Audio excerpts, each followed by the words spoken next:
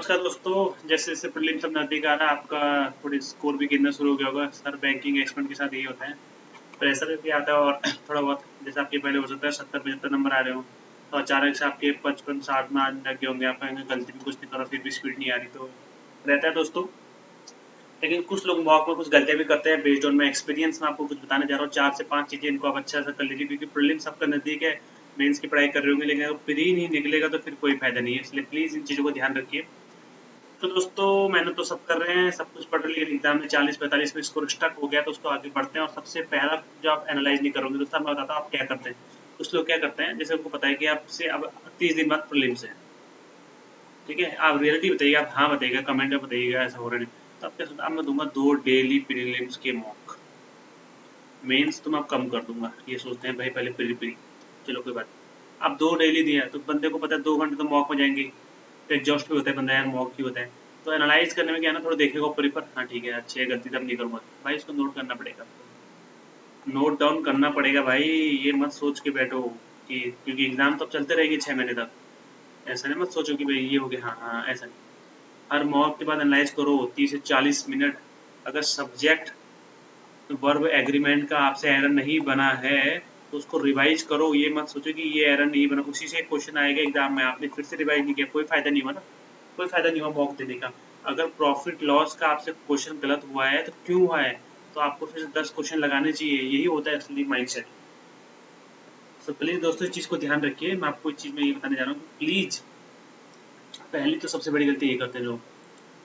अब दूसरी गलती मैं आपको बता रहा हूँ दोस्तों, स्पीड के चक्कर में एक्यूरेसी की। अब क्या होता है ना, आपको ये सबसे पहले माइंड में सोचते हैं कि पीओ है, PO always is greater than colour होते हैं, तो पता ही है। तो वैसे पीओ की जो कट ऑफ होती है वो ऑलवेज लेस देन कलर होती है, यहाँ इनवर्सली प्रोपोर्शनल भी होता है, टफ है ना।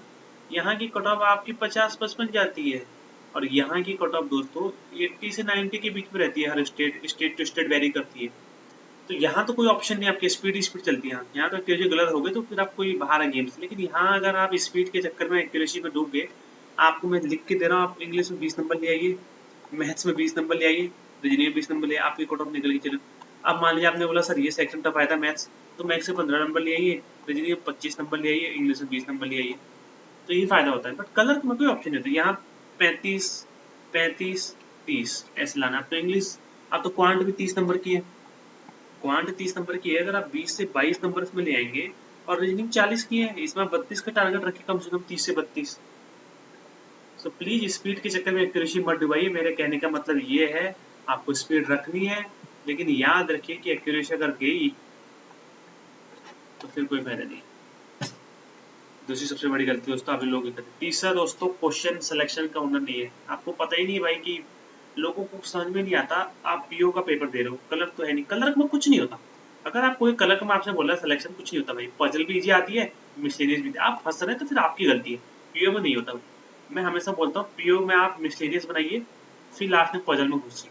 क्योंकि पीओ में अगर जो 4 पजल आई है उनमें से मैं आपको बता रहा हूँ, 2 पजल बहुत सिंपल आएंगी जो बन जाएंगी, 1 पजल मीडियम आएगी और 1 पजल हार्ड आएगी। याद रखिए बंदा यही फंसता है, यही फंसता है। आप यहाँ फंस गए ना, आपके 5 से 6 मिनट गए यहाँ, उसके बाद कुछ नहीं हो सकता। उसके बाद फिर आपको रिग्रेट होता है कि मेरे 6 मिनट चले गए, अब तो 14 मिनट बचे हैं, 14 मिनट में कैसे पेपर होगा, नहीं होगा। तो मिसलेनियस बनाइए, मिसलेनियस बहुत सिंपल आता है। सिलॉग के 3 क्वेश्चन, इनइक्वालिटी के 2 क्वेश्चन, 2 डायरेक्शन के क्वेश्चन, कम से कम 10 से 12 नंबर ऐसे जोड़ लीजिए पहले। अब बचे आपके पास 14 मिनट बचे होने चाहिए, कम से कम 15 मिनट, उसमें आपको 3 पजल तो बनानी है।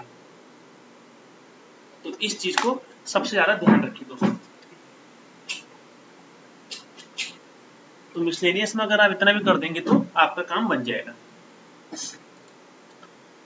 तो क्वेश्चन सिलेक्शन का हुनर होना चाहिए दोस्तों। वीक सेक्शन को छुपा के रख दो दोस्तों, यही होता है। मैं आपको क्या बता रहा हूँ कि जैसे क्वांट है ना, क्वांट बनाते हैं, वीक इंग्लिश रीजनिंग का हाथ मिला। अब देखो रीजनिंग तो किसी की वीक नहीं होती, मैं एग्जांपल के बेचता हूँ, मुझे लगता है रीजनिंग आदत क्वांटी होती है वीक लोग। आपके वीक क्वांट आप ऐसा नहीं बोल सकते यार कि आज के जमाने में सिलेक्ट मिलेगा एक सब्जेक्ट को छोड़ के, आप नहीं ना, आप हर जगह एवरेज नंबर लेते। अगर आपका क्वांट वीक है तो उसको ज्यादा टाइम दीजिए। देखो मैं हमेशा बोलता हूँ इंग्लिश को मत ज्यादा टाइम दो, इंग्लिश इंग्लिश वीक भी है तो कोई फायदा नहीं है, यहाँ आते नंबर आते हैं। क्वांट ऐसी चीज है ना, अगर आप पढ़ लेंगे डेली तो क्वांट में आपका स्कोर 100% निकल जाएगा। और अगर आपकी क्वांट वीक है तो वीडियोज में ज्यादा ध्यान दीजिए, ये हमेशा बोलता हूँ। खुद से क्वेश्चन बनाने में लगे रहेंगे तो कुछ नहीं होगा। वीडियो से अप्रोच पता चलती है, अच्छे टीचर से पढ़िए। ऐसा नहीं कि आप अरुण सर इनसे पढ़ने चले गए, वो तो फिर क्या बोला, रटा के क्वेश्चन लाते हैं। हर्षल सर से पढ़िए, कौशिक मोहंती सर से पढ़िए, तो फिर आपको अच्छा लगेगा। दोस्तों लास्ट वही है कि अब आपका, मैंने फिर से वही बोला, आपका सब्जेक्ट वर्ब एग्रीमेंट का एक एरर था, वो गलत हुआ, आपने उसको ध्यान नहीं दिया, दोबारा क्वेश्चन आया उसी से और आपने फिर यहाँ पर आप सिलेक्शन नहीं ले सकते, क्योंकि आप लापरवाह रेकलेस हो रहे हैं ना भाई। आपको भी तो अपनी चीजें पता होनी चाहिए भाई, मैं कहाँ गलती कर रहा हूँ। आपको पता है कि टू के बाद वर्ब की फर्स्ट फॉर्म आती है, आपने यहाँ गलती से इसको ध्यान नहीं दिया, अगली बार सेम क्वेश्चन आया फिर से ध्यान नहीं दिया, तो फिर नहीं हो सकता सिलेक्शन। दोस्तों एक नोट, मैंने क्या किया था ना, मैं जब करता था, मैं एक ग्रामर की नोटबुक बनाई थी अलग से। मैंने ग्रामर के रूल तो कभी नहीं पढ़े थे, हाँ मुझे बेसिक तो पता था, सब्जेक्ट वर्ब से ये सब पता था, ऐसा नहीं थे, तो रूल तो कभी नहीं था। मैंने ये इतने मॉक दिए थे, मैंने कम से कम 40 मतलब 40 टाइप के अलग अलग एरर के तो वैसे मिल गए, मतलब 500-600 क्वेश्चन बन गए मेरे इनमें से। तो 5 गलतियां दोस्तों मैंने वीडियो इसी रिगार्डिंग बनाई है, प्लीज मॉक टेस्ट को अच्छे से समझिए।